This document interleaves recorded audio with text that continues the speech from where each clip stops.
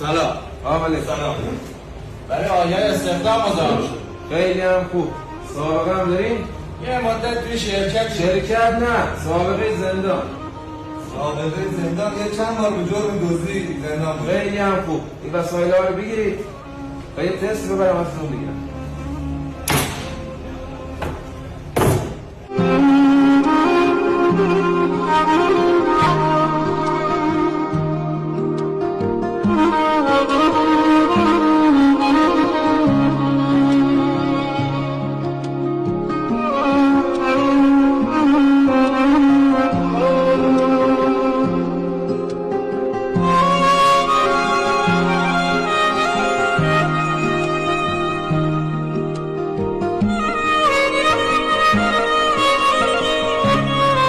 خسته نباش. سلامت باشی. میگم موفق خیلی خوبیه ها. همون جزئی خودمونه ولی قانونی.